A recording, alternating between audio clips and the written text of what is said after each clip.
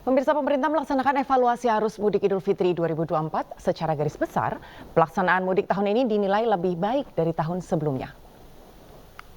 Hasil evaluasi secara umum, penanganan mudik tahun ini lancar dan ada perbaikan-perbaikan dari banyak sisi, tetapi juga tentu saja masih ada beberapa permasalahan, terutama diakibatkan oleh kenaikan jumlah pemudik.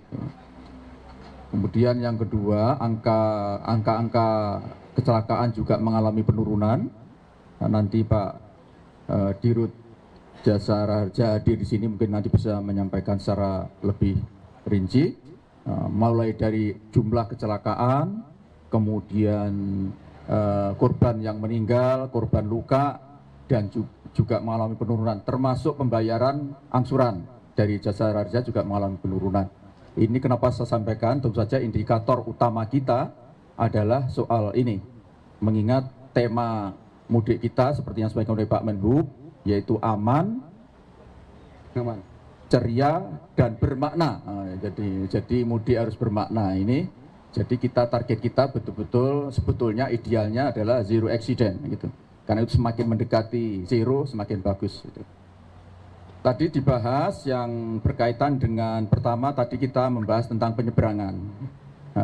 Saya kira banyak catatan termasuk dari rekan-rekan wartawan, saya memantau komentar-komentar dari para pemudik, memang ada beberapa hal yang harus diperbaiki termasuk lama ngantrinya, kemudian juga masih adanya pemudik yang kurang disiplin, terutama mematuhi agar membeli tiket online jauh-jauh hari. Ternyata masih banyak yang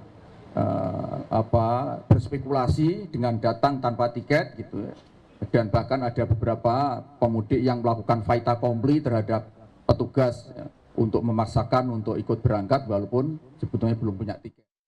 Nah, pemirsa, kecelakaan tunggal yang melibatkan bus Rosalina Indah yang diduga akibat supir yang mengantuk mendapat sorotan. Pengamat transportasi Joko Setio Warno menyebut perusahaan harus dapat mengoptimalkan sistem manajemen keselamatan. Karena pada dasarnya pengemudi sudah diatur waktu kerjanya. Dalam sehari itu dia maksimal 8 jam. Tapi tiap 4 jam dia harus istirahat selama 30 menit. Itu aturan bakunya. Nah, dalam operasionalnya tentunya kalau perjalanan jarak jauh, ya harusnya 2 pengemudi. 2 pengemudi dengan kompetensi yang sama. Jadi bukan istilahnya supir cadangan, itu enggak. Dua-duanya kompetensinya sama.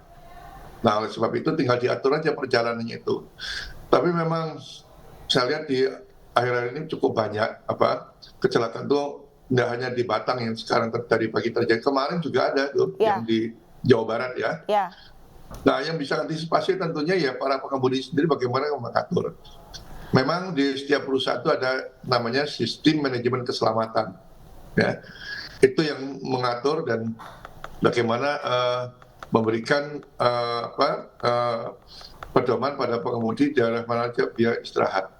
Ya sebenarnya kalau pengemudi seperti ini, entah itu kendaraan umum atau pribadi, kalau lelah itu ya mesti dia istirahat obatnya. Jadi bukan minum kopi atau kasih asupan lainnya, enggak, dia harus istirahat. Baik. Itu aja sebenarnya. Pak Dengan Joko, istirahat harapannya dia bisa pulih kembali atau segar untuk mengemudikan selanjutnya begitu. Baik, mungkin kalau misalkan dalam kondisi normal ataupun biasa ini dapat dilakukan beristirahat gitu. Tapi musim mudik ini seringkali supir cadangan juga menjadi profesi kernet selain menjadi supir cadangan. Otomatis mereka juga kurang istirahat. Nah, ini antisipasinya dari perusahaan bus sendiri seharusnya seperti apa, Pak Joko? Ya, ini saya lihat tuh ada, sebenarnya kalau kena nggak boleh, tetap kena ya. Supirnya harus 2, berbeda. Jadi satu bus itu berarti ada 3 orang, satunya kena, 2-nya untuk pengemudi. Jadi krunya ada 3. Idealnya sebenarnya, saya lihat tuh ada satu perusahaan yang sedang beroperasi, saya nggak sebut namanya, itu cukup bagus. Jadi pergantian sopirnya itu ya di titik yang sudah ditentukan. Jadi tidak boleh umpamanya sopirnya berangkat bersama. Terkadang berangkat bersama pun sopirnya nggak istirahat, ngobrol aja di perjalanan, itu juga mengganggu. Nah, jadi kalau melihat di banyak negara di Eropa perjalanan jarak jauh itu umpamanya dari Jakarta ke Surabaya, nanti pergantian titik Cirebon, nanti sopir berikutnya dari Cirebon dia baru berangkat, begitu. Jadi bukan dia dari Jakarta terus ngikuti Cirebon bergantian lagi ke Semarang, berganti lagi di Solo, enggak. Ya, jadi pergantiannya itu di masing-masing kota tempatnya sopirnya baru berangkat, jadi itu lebih keras ketimbang dia harus berangkat bersama, begitu. Ya ini baru terapkan, setahu saya ada satu perusahaan, tapi ini masih baru. Baru satu perusahaan saya kira ya. itu kalau bisa Baik. bagus. Baik, berarti idealnya kalau misalkan dalam perjalanan jauh, ini dalam satu bus ada 2 supir dan 1 kernet. Ya. Tapi Pak Joko, kalau misalkan kita menilik dari kasus kecelakaan yang ada di Batang ini salah satu penumpangnya menyatakan bahwa bus sebelumnya ini mengalami kerusakan. Sehingga dari pihak perusahaan ini mengirimkan bus, dan bus yang mengalami kecelakaan ini adalah bus pengganti. Nah, apakah bus pengganti ini seharusnya bus yang baru atau bus yang sebelumnya sudah melakukan transportasi ataupun perjalanan untuk mengantarkan ataupun menjemput penumpang lainnya? Nah, itu yang tahu lebih detail nanti KNKT, karena kebetulan KNKT juga turun ke lapangan ya. Karena setahu kami perusahaan ini cukup bagus, ya manajemennya juga cukup bagus dia. Jarang sekali terjadi kecelakaan, tapi entah bagaimana karena memang musim mudik ini kan masyarakat menggunakan angkutan umum cukup banyak antusiasnya, sehingga bisa jadi ya pergantian ini juga. Tapi kalau lihat busnya masih baru kok. Baik. Makanya nanti lebih detail itu KNKT akan melihat. Tapi memang mungkin ini bukan masalah busnya, tapi bisa jadi tadi pengemudinya itu.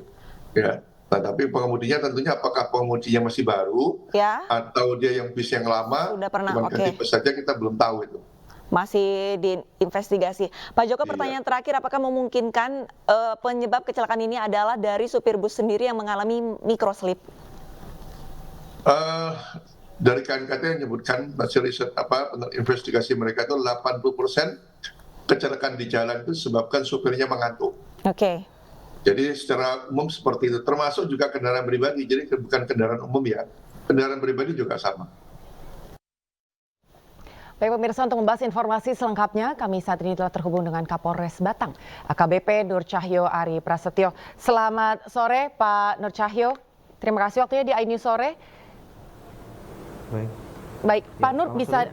Ya, baik, bisa disampaikan kepada kami, Pak Nur, saat itu kronologis kejadian tabrakan atau kecelakaan yang terjadi di Batang seperti apa ya, Pak?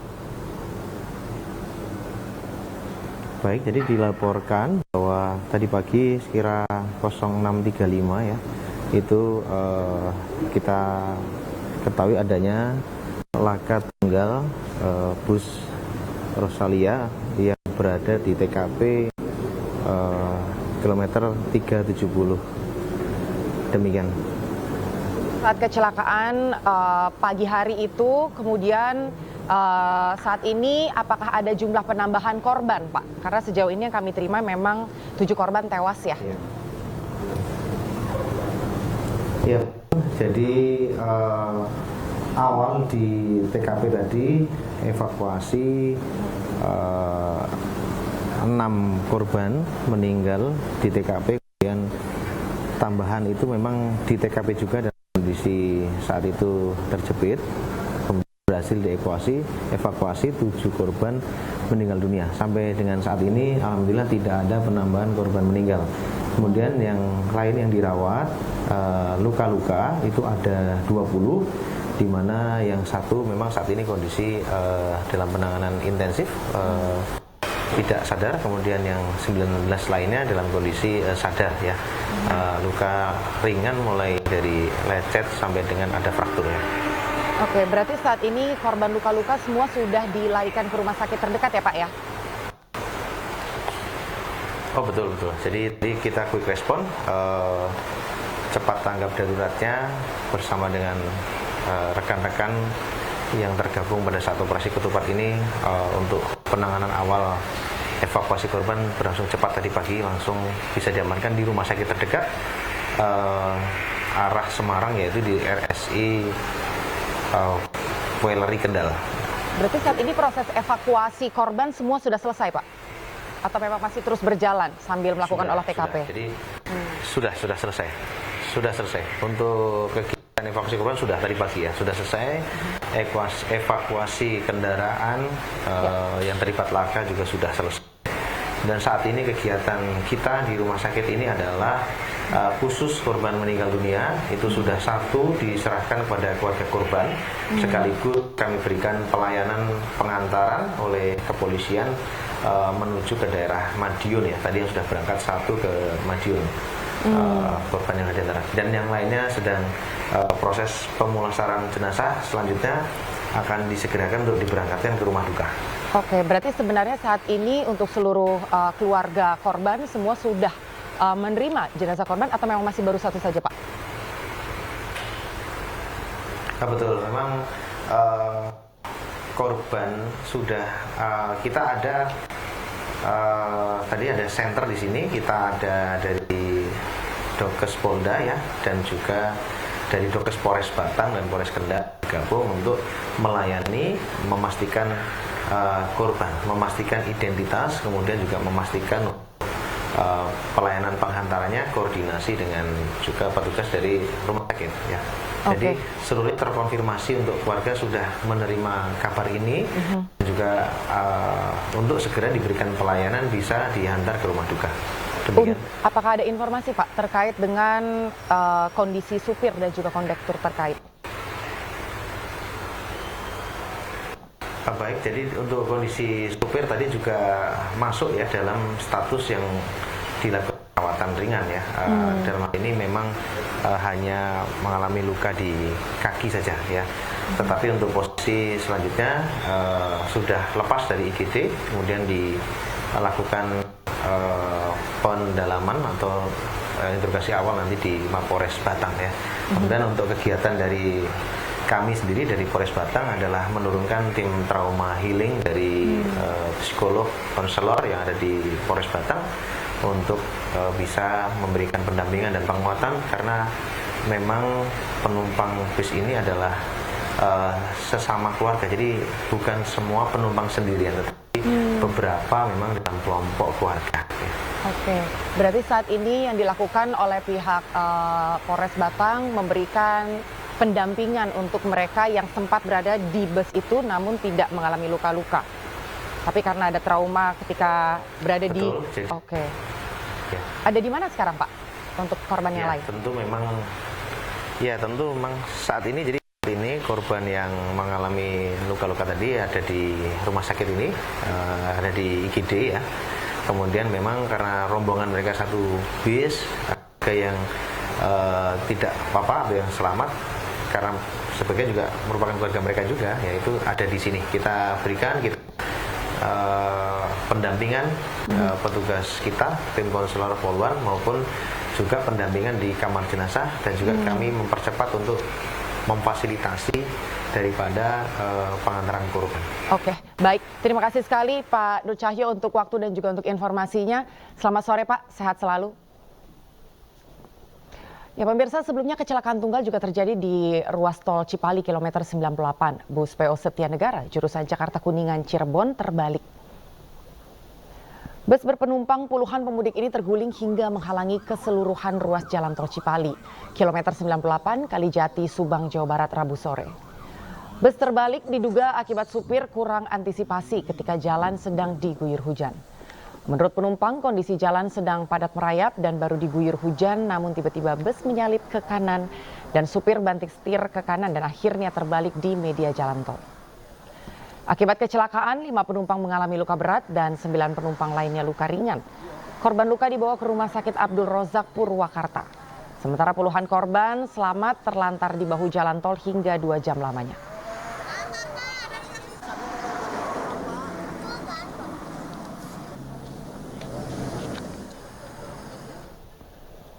Sementara itu pemirsa, tim DVI Polda Jawa Barat telah memindahkan 11 korban kecelakaan maut di kilometer 58 tol Jakarta Cikampek. Sementara itu KNKT menyebutkan salah satu penyebab kecelakaan di tol Cikampek yang menewaskan 12 orang akibat supir travel ilegal bekerja melebihi waktu standar.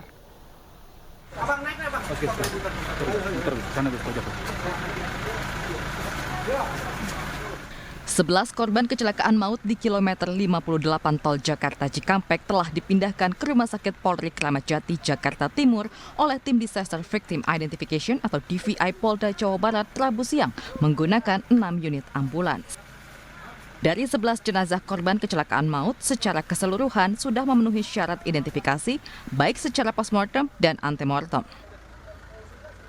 Pihak Rumah Sakit Umum Daerah Karawang menerangkan pemindahan jenazah bertujuan untuk mempercepat proses identifikasi korban.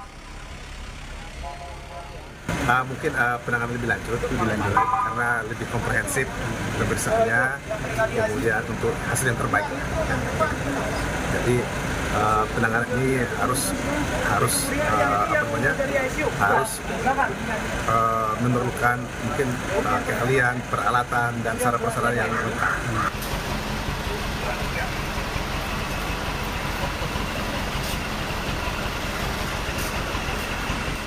Untuk memastikan hasil yang utuh, jenazah minimal harus memenuhi 2 unsur bukti data primer, yakni tes DNA, gigi, dan sidik jari. Sedangkan data sekunder berupa properti milik korban dan hanya sebagai data pelengkap saja. Sementara itu, satu dari ke-12 korban atas nama Najwa Gifari, 22 tahun, dibawa ke rumah duka di Kampung Dalam Dusun Puhun Cilebak, Kabupaten Kuningan, Jawa Barat. Dari Karawang, tim Liputan iNews melaporkan.